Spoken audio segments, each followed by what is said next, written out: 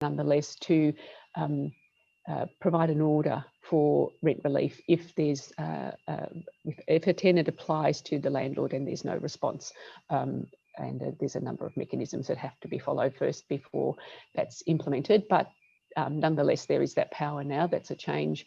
And if businesses, tenants and landlords aren't able to negotiate their rent relief between them, and I believe a number of them have, then the Small Business Commission's available with free mediation services to help businesses there as well. And they have a very good success rate of mediation work between landlords and tenants, and they resolve more than 30% of their disputes even before they go to mediation. So, and then the mediation success rate is about 85% successful before. Then there are other mechanisms where they can go to, the parties could go to VCAT if there's no resolution at the Commission. Thank you, Barb. I'll come back to you shortly. Mark Pisicella, if I can come to you and start off with a couple of questions your way. The federal budget just released by the government has reintroduced the loss of the loss carryback rule, I should say. How does this work?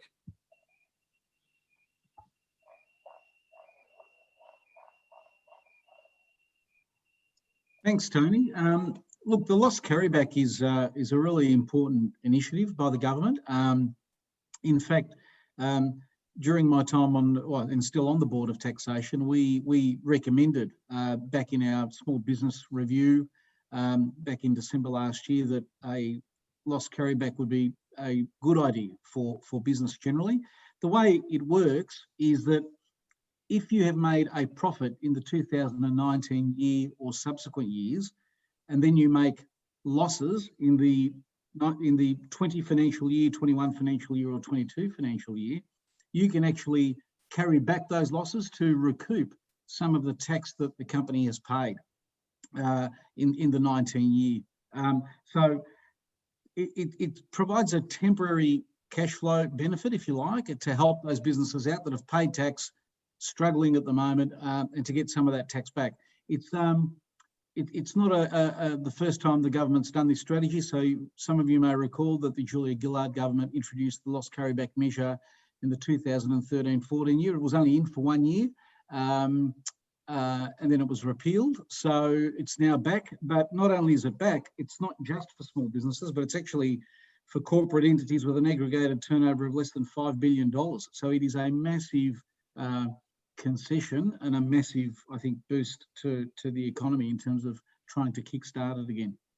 One of the more interesting ideas is the job maker hiring credit. Can you explain that a little bit for us?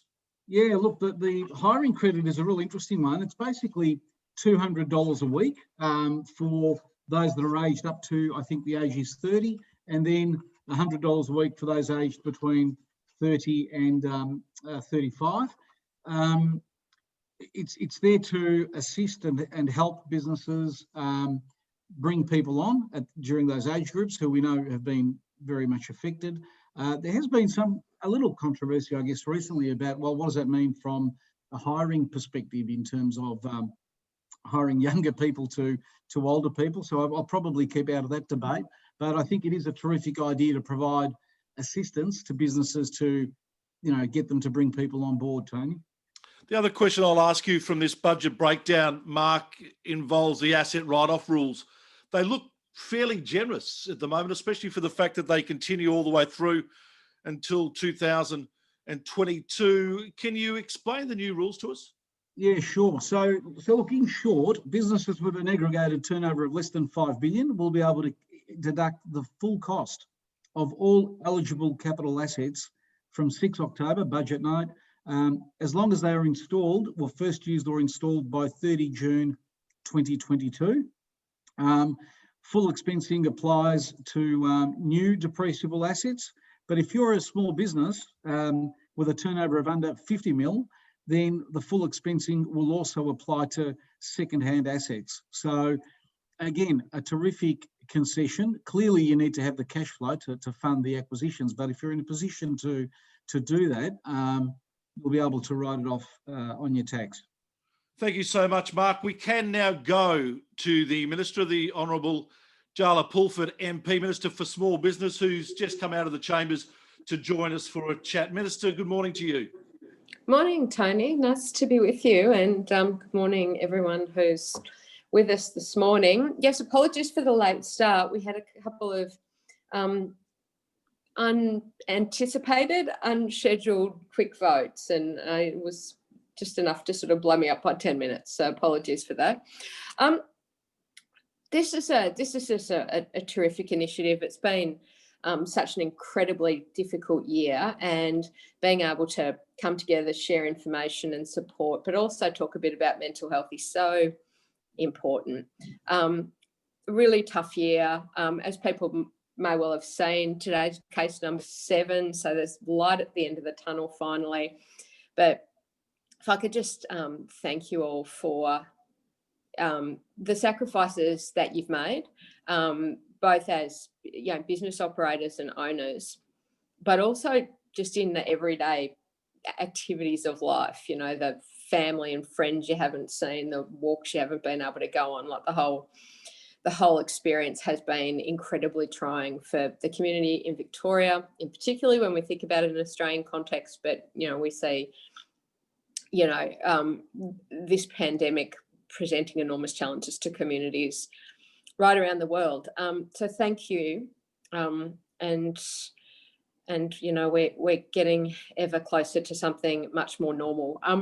As I'm sure most of you know, all of you know, I hope, there's been a whole lot of different supports to assist with cash flow, or different programs that do different things for different sectors, hospitality and tourism, the business support fund grants, some payroll tax relief and deferral, but also some other programs that are a bit more targeted at the shift into COVID normal, but also one that's actually incredibly important to me, which is about the wellbeing of our small business community.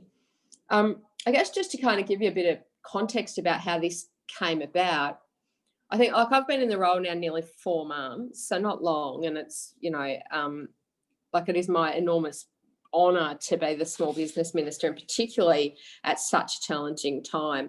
I spent 4 years as the agriculture minister in our government's first term. During that period, you might remember that monumental crash in the dairy price. And so that dominated 1 year, and then there were 2 other years of the 4 where we had drought, and so in a sector sense, more narrow cast than this is. This has a whole of economy impact, but seeing just the distress and the upheaval of a really sharp economic hit on people operating their businesses in that sector, I think probably told me in the really early days in this role that we needed to be supporting mental health a bit more actively. And so there's all manner of different things that the government's doing on mental health support being expanded. But what I was hearing from people in the business community was, but these services, these helplines, these counsellors, they don't know what it's like to be running a business in this environment. And conversely, for people in, say, financial services in particular, I know that a lot of the accountants and business advice organisations are right on the front line of that. And what I was hearing from them was, we know how to give people advice. So we were just talking about a minute ago, advice about the latest thing out of the budget, or how to organise tax, how to restructure the finances. But I have no idea how to help people when they're describing to me these, symptoms of anxiety or a bit of depression creeping in or something like that. And the thing, I guess, sort of using that kind of drought experience over those years as a bit of a basis. And, my parents were both running small businesses during the recession, 1990, 91, 92. And I can remember, I was like 17, 18 then, but, I can remember that overwhelming sort of feeling that kind of brings into the whole household. And so we put together this mental health program, $26 million.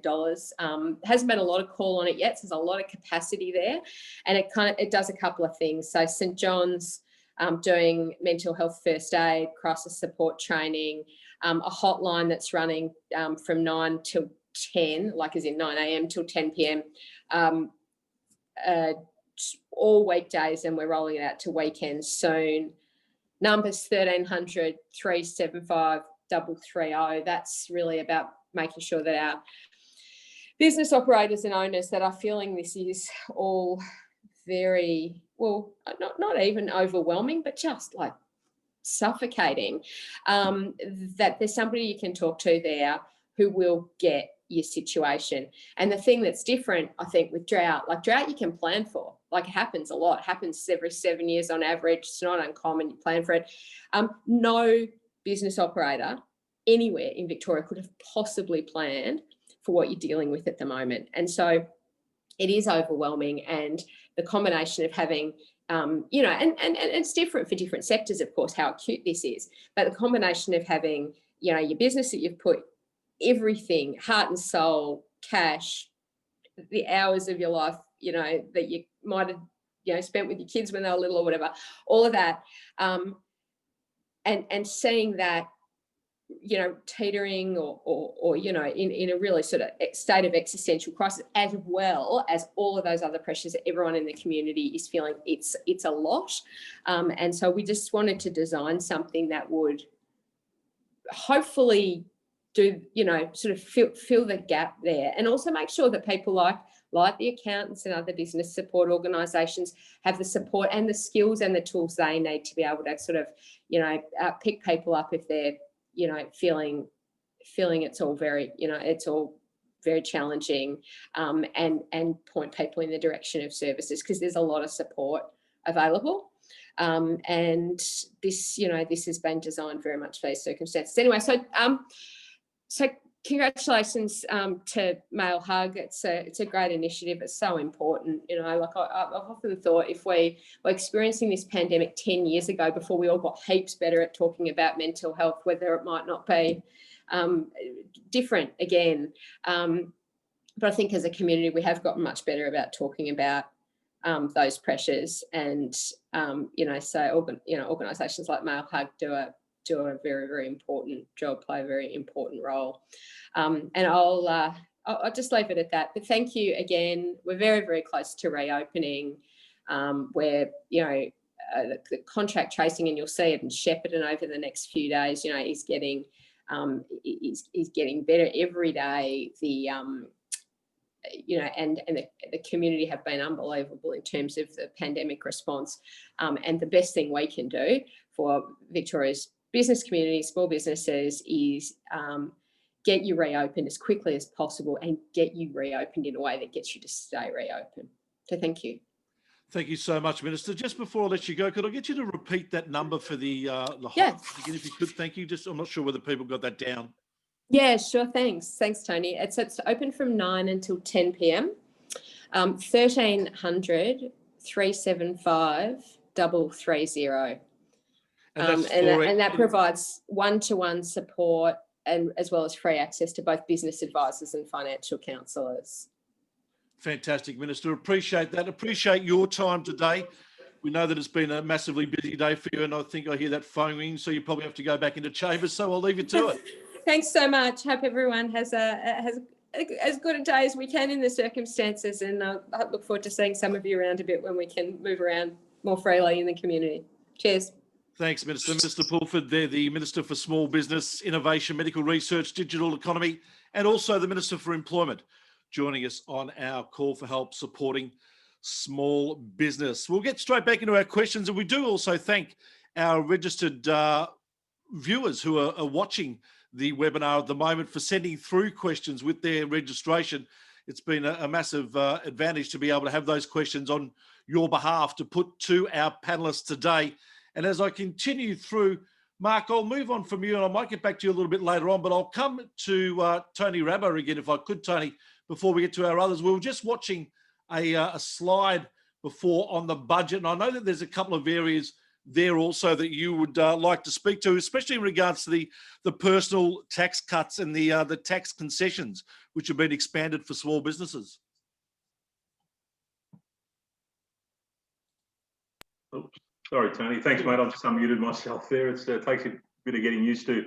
Yeah, so I guess that those measures are designed to stimulate the economy, and by giving a little bit more back into people's pockets, the government is obviously hoping that spending can resume, and it's basically brackets have been shifted. The threshold of the 19% tax bracket will rise from 37,000 to 45,000, so effectively meaning an additional sort of $41 a week in people's pay checks, and the 32.5% bracket will rise from 90 to 120,000. So that's a saving or an extra $49 a week to those earning more than $120,000 a year. So it's a little bit to get the employment, to get the economy moving again and spending, and it's a pretty good measure. So yeah. And in regards to the expanded tax concessions, Tony? Yeah, so basically small businesses with turnover of up to $50 million a year, there's certain tax breaks that they'll be able to access, scrapping fringe benefits tax on car parking, phones, laptops, and those type of things, and easier PAYG instalments as well. So it's all designed to really stimulate the spending within the economy, and which I think obviously in these times is a very, very good thing. Yeah, it certainly is. Anything else on that list there, Tony, that you'd like to just cover off on before we move on to our next panelist? I think Mark's covered pretty much the majority of it. So we're unless you wanted to add, Mark, to anything that you think was of relevance to the small business sector.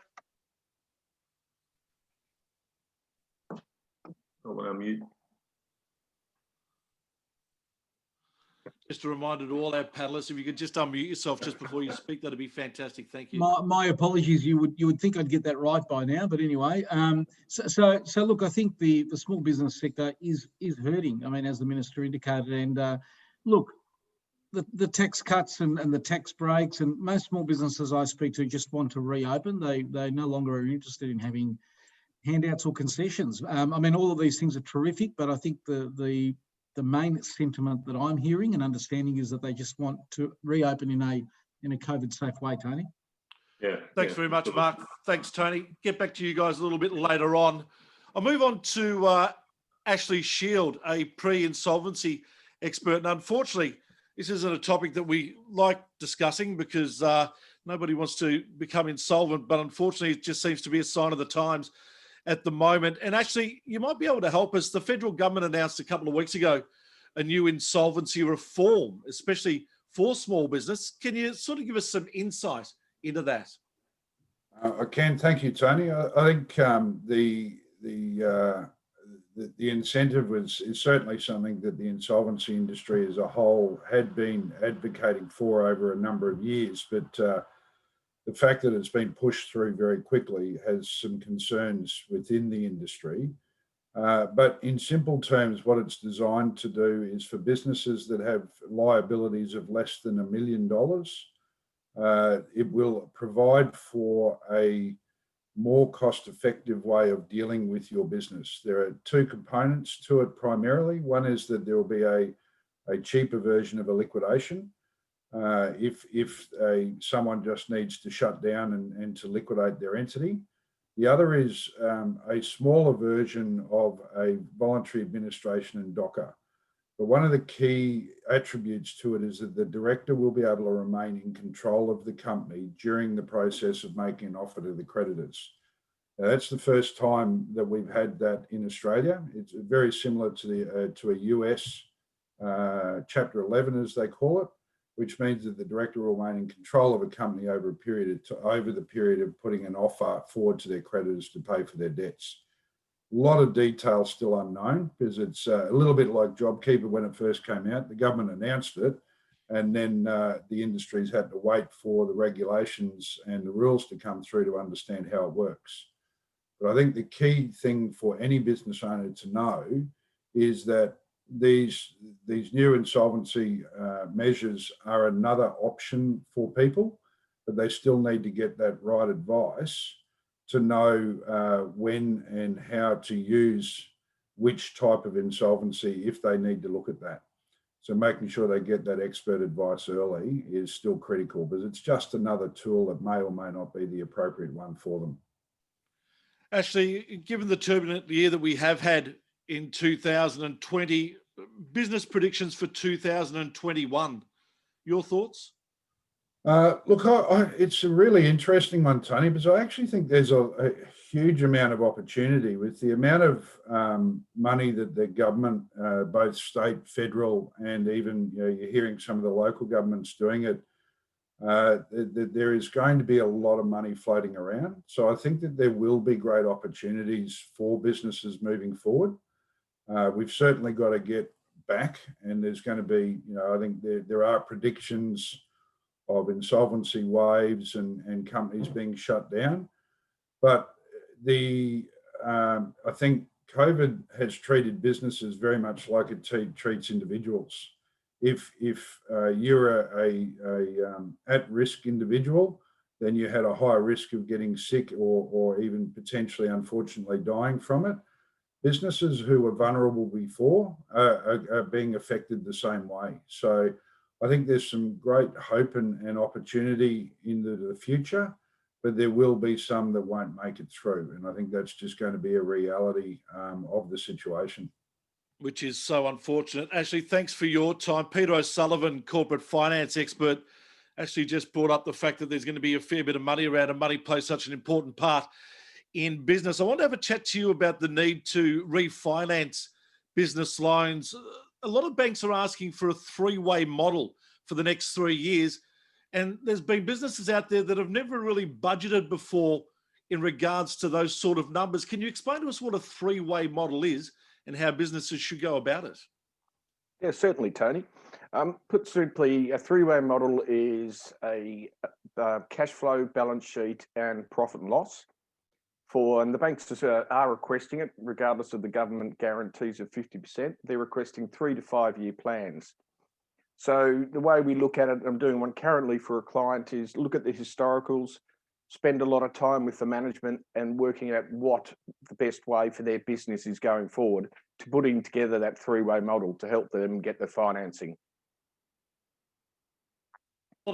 A lot of businesses surviving just on JobKeeper alone at the moment, which has been a great initiative for businesses in the last 6 or so months. So much uncertainty around the country, and especially here in Victoria, in regards to when businesses will be allowed to open, especially in the hospitality sector. Any advice to businesses on how they can survive post JobKeeper? Oh, it's very important, Tony, for business to do scenario planning. So that is, what if this happens? What if this happens? And ever since the start of COVID and when JobKeeper came into play, and also more importantly now when it goes out of play, is to do different scenarios. So modelling your business going forward to see what the financial situation is for that business. We've seen so many households and businesses put loans on hold through banks in the past 6 months, and those times are coming up where people have to start refacing their debts again. How can governments put pressure on banks to waive part of that interest occurring for businesses that postpone their interest payments? That's very, very difficult question, actually, Tony. All we can do is just try and lobby as much as possible to see the way forward and see whether the banks will waive it. Because at the moment, they're being very strict. I had a conversation with the bank yesterday where they said, no, we're not waiving anything. We're not even going to defer it. You will start getting penalty rates. So it's just about having more open conversations with everyone, I think. And that always seems to be the big thing about it. And actually, Tony Rabah, if I could come back to you at this point, because it's probably an appropriate time. In the past, you were a business owner, not just an accountant, but you had your own hospitality business, being a fetish restaurant down at the, I want to say the Docklands, but that's in my head, but it's Federation Square is what I was thinking of. That was through the period of the GFC. So I would suggest that what you went through in that period of time through the GFC is very similar to what businesses are going through now. Any ideas or any tips that you could throw the way of our people in the hospitality industry at the moment? Yeah, sure, Tony. As I said, I have a lot of empathy for what the small business operators, particularly in hospitality, are going through at the moment. I did have my own venues back in the mid 2000s, and then the GFC came along. It was a very tough time to navigate through that period. I'd imagine this is probably on a scale of possibly 100 times worse than the GFC. I guess it's really just about connecting with your accountants, your advisors, speak to your landlord, your suppliers, the ATO, do as much as you can to try and put things on hold until hopefully the government in Victoria decides to reopen and allow things to come back to some sort of normal. But have the conversation, because not every business has to go to the wall. And part of what we're trying to do today with the Call for Help webinar is that we would like people to reach out to speak to an expert, to speak to somebody that may be able to assist. As Ashley correctly identified before, I mean, businesses that were weak prior to this pandemic, which has pretty much obliterated the hospitality sector in particular. But I think businesses that were weak to begin with are going to struggle. But I firmly believe there's a lot of businesses out there that can be salvaged. Things can be put in place to navigate through this. And, you know, if people are having trouble with their landlords, I guess things like potentially bringing the landlord in as an equity stakeholder in your business and you know, to receive some sort of share of profit moving forward to try and offset the rent. So have the conversation, but it is a tough time, and it's tough for families as well. So all I can advise is to have the conversation and see what can be done.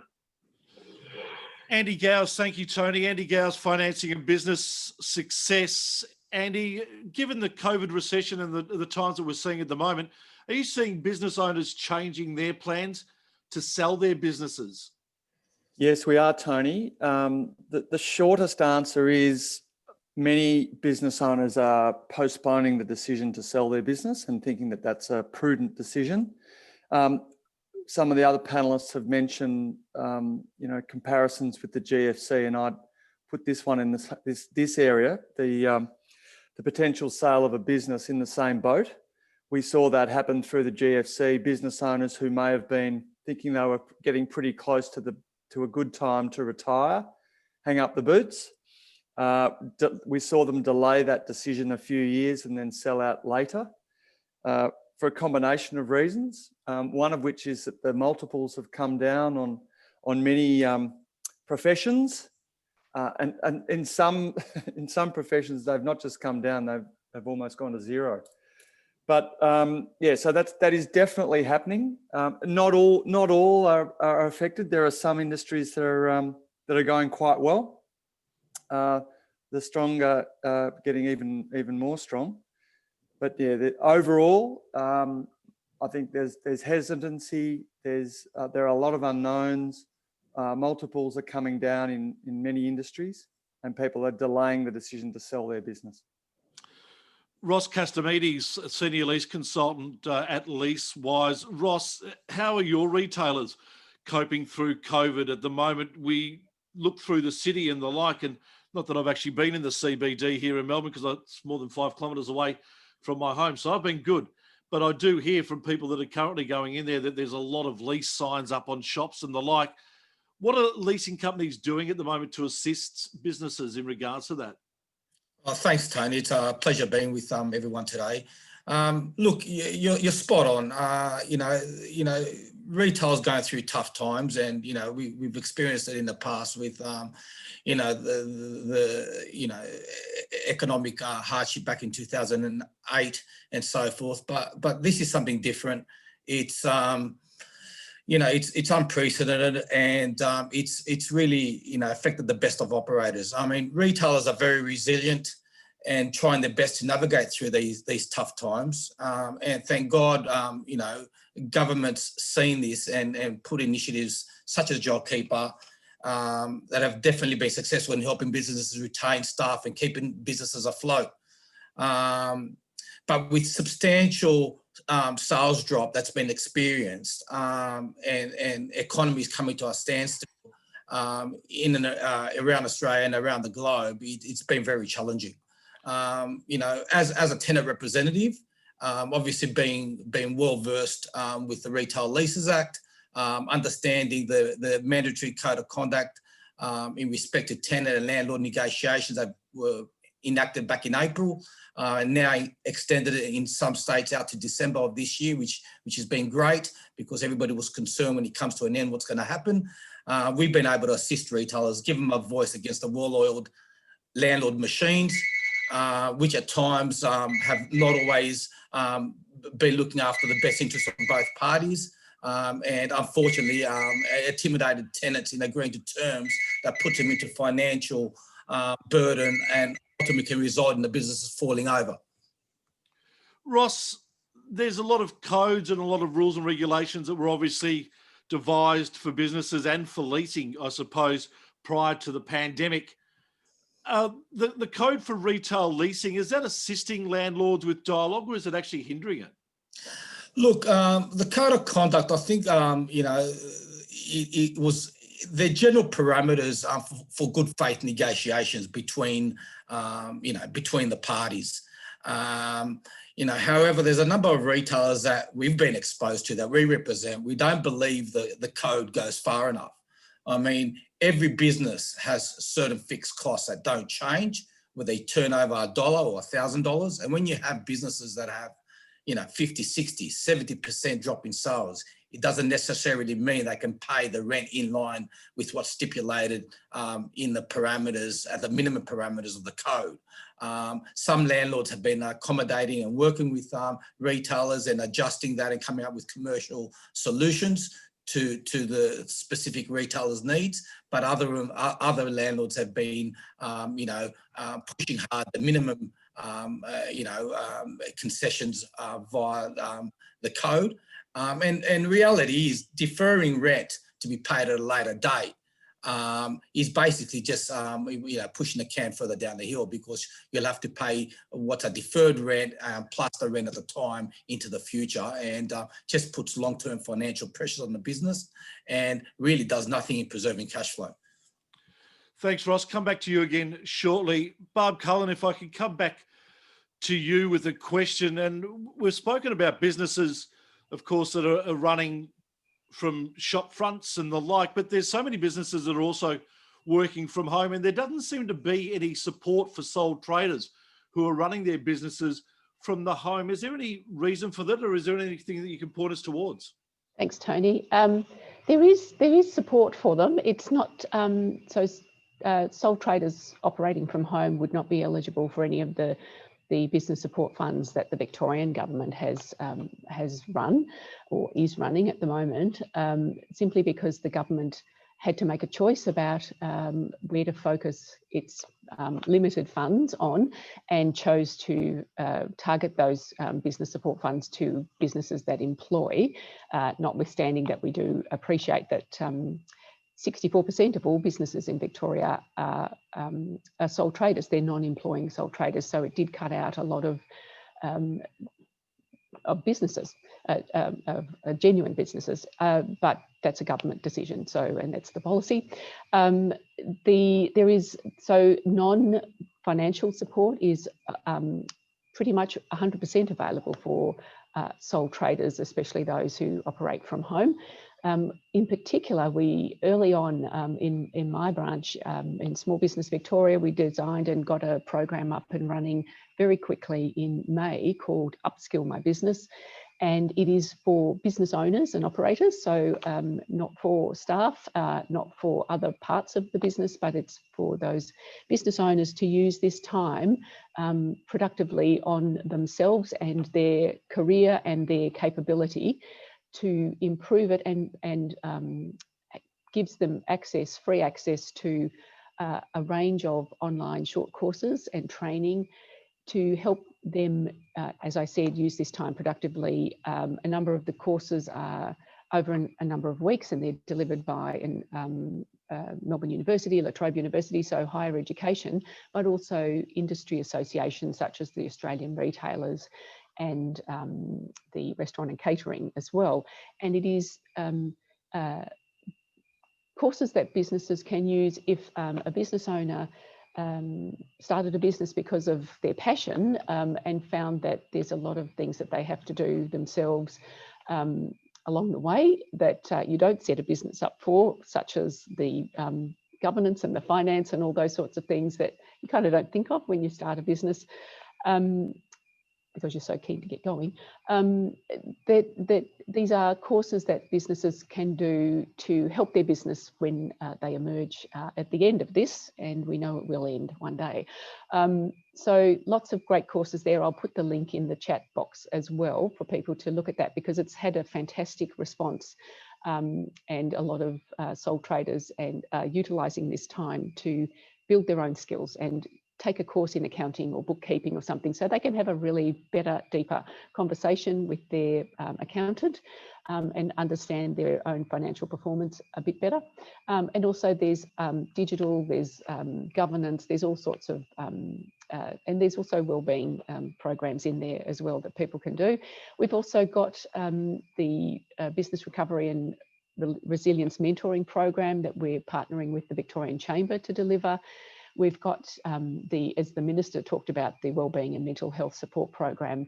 That's a sensational investment by the government of $26 million for that program, which is, when you think that the Commonwealth Government provided $7 million for the whole of the country, the Victorian Government's provided us with $26 million to do a really deep program so that business support groups are able to understand and help their members better, and vice versa, putting some business knowledge into those wellbeing and mental health groups as well. And we're also developing a program that will be released in the coming weeks, I think, to help. It's about digital adaptation, and it's to help those businesses that are potentially in danger of they're teetering. I think one of the panelists spoke earlier about those, the coronavirus has affected businesses much as it has individuals, and those businesses that are vulnerable and in danger of failing because they haven't been able to adapt to this working from home with everything digital. We're launching a program to help those particular businesses with free access to some software products, off-the-shelf products that they get to choose, trial a bit and choose, and they will be able to then choose one of the products, and we will pay the first year's subscription. And so we've been working with a number of different product suppliers. So, you know, whether it's accounting or bookkeeping, or whether it's a sort of end-to-end program as well, we're looking at different types of support that businesses will be able to choose something suitable for them. And that's targeted at those businesses, as I said, that are probably not sort of being born now, that aren't the new businesses who are probably a bit more digitally capable, but it might be businesses that have been operating incredibly well up until March this year or February this year, when they were required to close, and suddenly their world has ended and they've been sitting waiting for it all to go away, and then they will open the doors again, you know, whenever, and hope that they can resume trading as they did before the pandemic.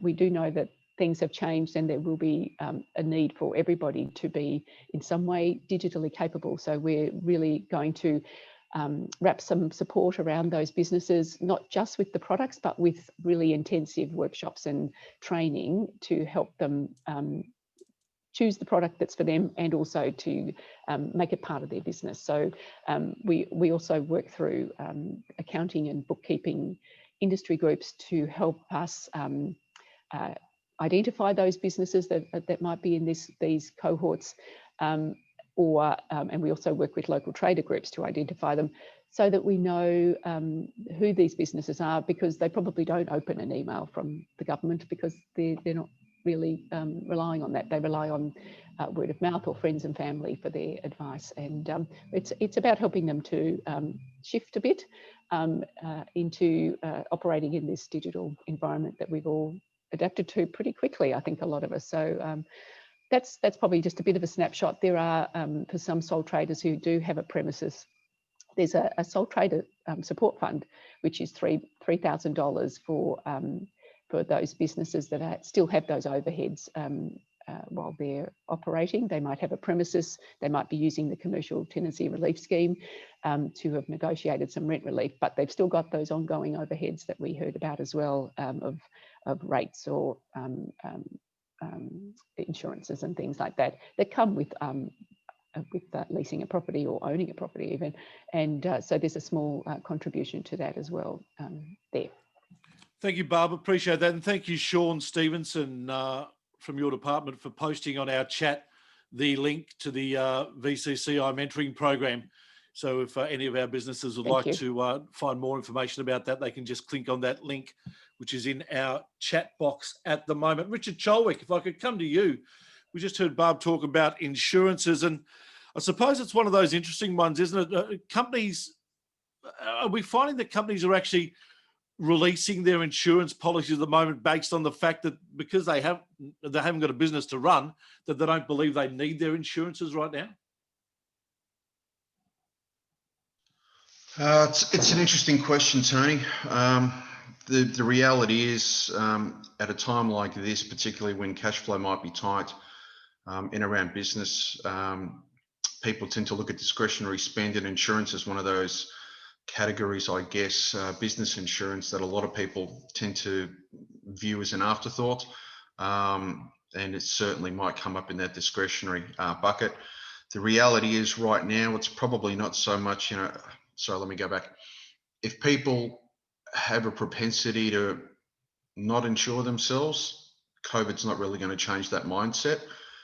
What we are seeing right now is that people are probably taking the opportunity, business owners are taking the opportunity to review their policies, particularly around budgets and costs, to make sure that they've got the right policy at the right premium. In a similar way to financiers, insurers change their appetite from a market point of view from time to time. So you'll have different insurers exiting a market and other insurers entering a market, and sometimes quite aggressively. So there's always an opportunity to review through a trusted broker, if that's the way that you like to do it. Who's providing you your policies? What are the premiums? And again, taking up the opportunity for premium funding, which is pay those policies over a 12-month period, as distinct from a lump sum right now. Thanks, Richard. Appreciate that. Andy Gowes, if I could come back to you. Another question has come along in regards to the early release of super. And I suppose that's something that's been accessed by a hell of a lot of people over the last 6 or so months. Have you had many clients access their super early, and advice in regards to how that money should be spent? Yeah, well, maybe the second part of the question first, how it should be spent, probably not on alcohol and gambling, which statistically a lot of it has gone on, unfortunately. I think most people are spending it on the right stuff, that they have a legitimate need to access it early. We haven't seen too many clients on our client base need to do this. And we have in fact spoken with a few who were interested, but we said, look, if you really don't need it and you're not eligible, keep it in super. It's for your retirement. So that would be the best move. But look, the stats are on it. I just think people might be interested. These are as of early June this year. 2.2 million people had approved. Sorry, there were 2.2 million approved applications, and that equated to about $18 billion worth of superannuation. Most of those were pretty close to the 10 grand limit set by the government. But there are certain conditions that you need to adhere to. Firstly, you need to be unemployed. Secondly, you must be eligible to receive a JobKeeper payment, youth allowance for job seekers, parenting payment or other special payment. And I think what's going to happen, the ATO are going to be hot on this, and fair enough, because it's estimated that some 800,000 Australians may not have been eligible. I think a little bit like JobKeeper itself, the government were very keen to help people access their super where they were eligible, to get the money in their pocket so they could see their way through this pandemic. But come tax time, there'll be a lot of checking done by the ATO, and it's estimated that up to 40% of those who've accessed their super saw no drop in their income and therefore would not be eligible. So it'll be an interesting one to see. There may be some adjustments made at tax time by the sounds of things. Thank you very much for that, Andy. Rod Butterss is also with us. Rod's one of the directors and on the board of the Mail Hug. And Rod, if I can ask you as a businessman and an entrepreneur yourself, this COVID period, is it something that has deterred entrepreneurs from starting up businesses? And a lot of our small businesses have been started up on the back of people who have just had a great idea and want to have a go. Yeah, look, an interesting question. I suppose I haven't really had access to enough data to form a view on that. So anything I say is really just a gut feel. I think we're living through a period that is unprecedented, and it's probably similar in some ways to back in the 20s and 30s in terms of world wars, just in terms of the impact on families and viability of small businesses. There's no doubt there'll be a few businesses that prosper from startup stage through this period. One friend of mine got in early and started a business selling PPE equipment, and he's going gangbusters. But I think they're a rarity. And the longer that I've been involved in starting businesses and growing businesses, I've appreciated the need for cash flow planning and three-way planning that was mentioned earlier, which is vital.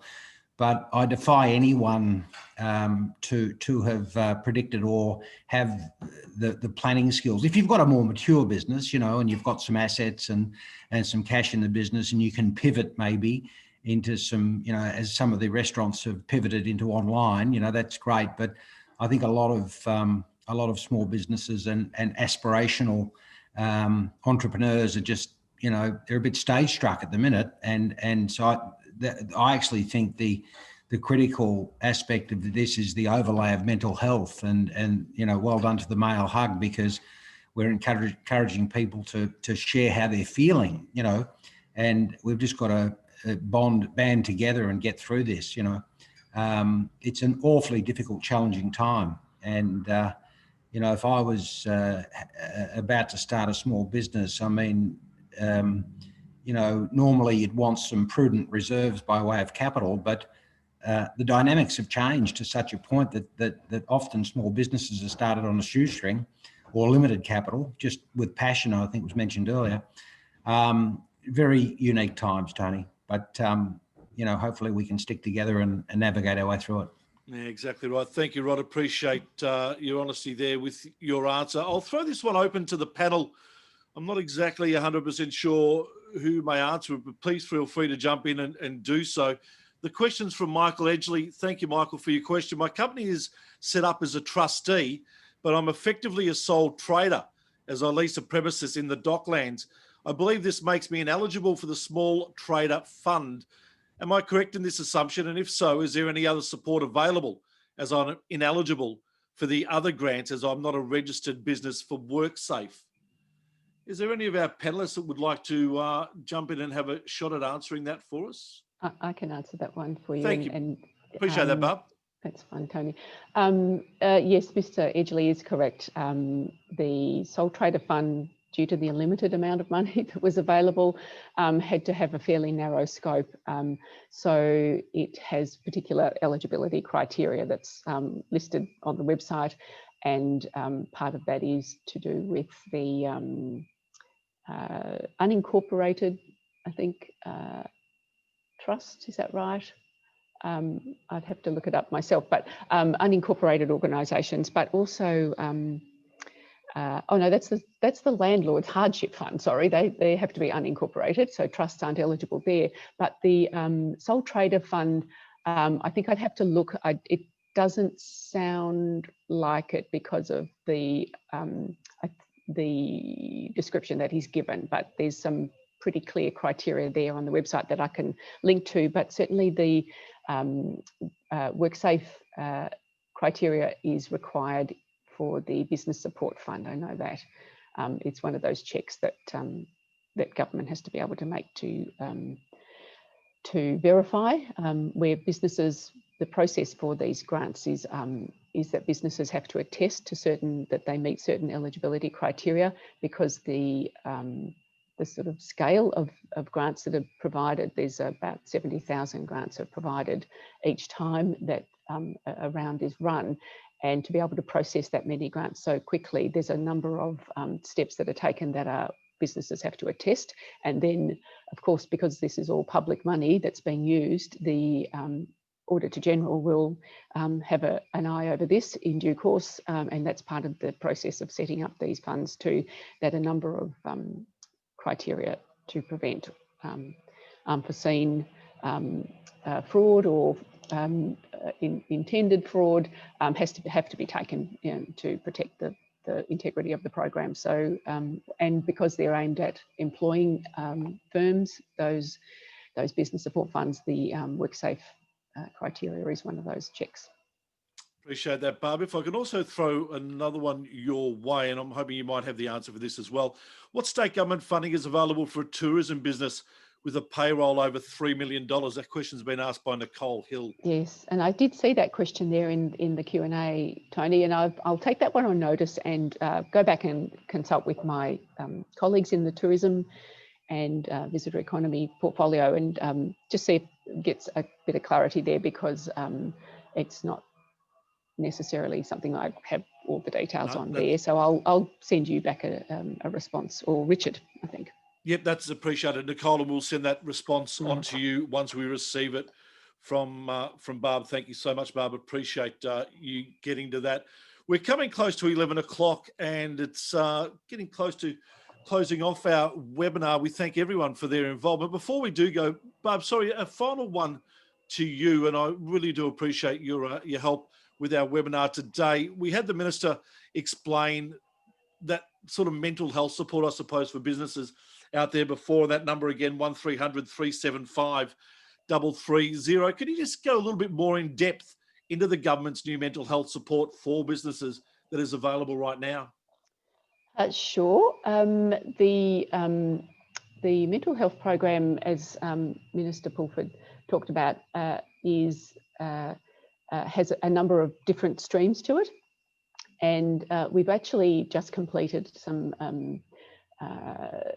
needs analysis as well to test some hypotheses that were put up when we initiated the program, as well, to make sure that the program is aligning to business needs. And so there was quite a bit of consultation with small businesses right across the state from all different backgrounds and all different sort of sectors and cultural backgrounds as well. So it's about easing the stress and challenges that's faced with business owners. And I know, and having worked in business myself and for industry associations, the particular characteristics of small business operators, in particular the kind of rugged individualistic type of person who will look after everybody else, especially their customers, because customers mean money in the bank for a small business. And the businesses will look after everyone else and look after the well-being of everybody else before they think about themselves. And I suspect at the Mail Hug, you're very familiar with this. It's been referred to earlier in the day to open up and speak and rely on others and speak to others about how you're feeling. And we know that it's really hard for business operators to do that sometimes. And then we know from research that they often will not speak to established wellbeing and mental health services, because there's that they might not understand me thought process as well, and mindset.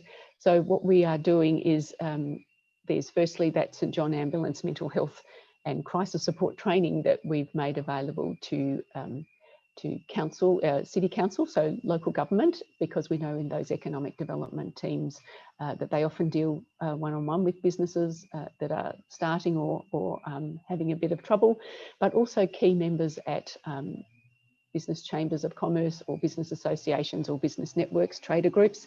And so we're putting some wellbeing and mental health expertise into particular groups, and we ran an EOI process for that. And then conversely, we are putting some expertise about small business owners and operators into wellbeing and mental health organisations as well, so that they will have the understanding of how to address particular needs of business operators and owners, and what might be the triggers that might not be quite the triggers for individuals who might call these hotlines. So it's and those businesses that say do the Sir John ambulance training get that capability building to help their members, and they get certification. So they actually do have a particular, they add another sort of tool to that particular organisation that they can promote to attract members as well. And it also just does that broad awareness raising of mental health and wellbeing support that's available, and also the need for people to open up and to talk about things rather than bottle them up, because we know that that just doesn't help. And then we've got some other services that will come online in the new year as well, as a result of the sort of research that we've been doing, designing and building and implementing at the same time. So it's been pretty fast paced, but we're really keen to make sure that this makes quite a difference to the way that we deliver business services in Victoria as well. And the government needs to be applauded for those initiatives. Barb Cullen, thank you so much for your time. Before we head off and I say goodbye to everyone, Tony Rabah, a final one for you. The Mail Hug was set up for this exact reason, wasn't it? To allow professional people and business people to talk, an opportunity to talk in an unjudgmental environment, and speak to someone that people may not be comfortable with chatting to family and friends about issues that they may have.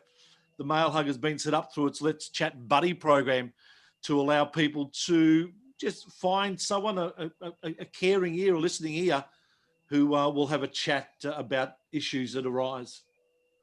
Yeah, that's correct, Tony. So obviously the Mail Hug is all about, encouraging men to talk in a safe and friendly environment that's free of judgment. I guess, when we set all this up last year, we had no idea that COVID-19 or this pandemic was going to arrive and turn the world upside down. So I guess what we're all about is encouraging professional men, business owners, to reach out and talk to somebody, because that's the most important thing towards, I guess, moving forward to a healthier, more fulfilled life. And right now, everybody's impacted in some way. So I guess talking to somebody that you trust, that won't judge you, that will be there to support you. And our Let's Chat Buddy program is all about that. So we've got a wonderful team of buddies there waiting to speak to you and work with you to try and sort of get you to the other side. And as I said, the Mail Hug is all about working in that preventative space where, right now most people are feeling overwhelmed or anxious or completely stressed out about what's going on. So yeah, please get in touch with us, and we're here to help in any way that we can. Themailhug.com.au is where you need to go to find out more information about the Mail Hug. And also, we're halfway through our month of Talktober. We're encouraging men out there to ring a mate every day for the month of October. It's not too late to join. You can register also at themailhug.com.au and be a part of Talktober as well. I thank all of our panellists for their time today. The Honourable Minister, Jala Pulford, for being on earlier today. Barb Cullen, thank you so much for your time. The Director of Small Business Victoria. Rod Butterss, Richard Cholwick, Dr. Mark Pisacella, Andy Gowers, Ashley Shield, Peter O'Sullivan, and also Ross Castamedes. Thank you all for your time, and thank you for tuning in to our webinar. Stay tuned to the Mail Hug. Follow us on all the social media channels through Facebook, LinkedIn, and also Twitter and Instagram. And we'll have other things coming up in the very near future for the small business community out there. We also thank, once again, the support of the Docklands Chamber of Commerce with our webinar today. Enjoy your day. Enjoy the remainder of 2020. There's not too much of it left. And let's all hope that 2021 is such a much better year for us all out there. Thanks for your time. We'll catch you again soon.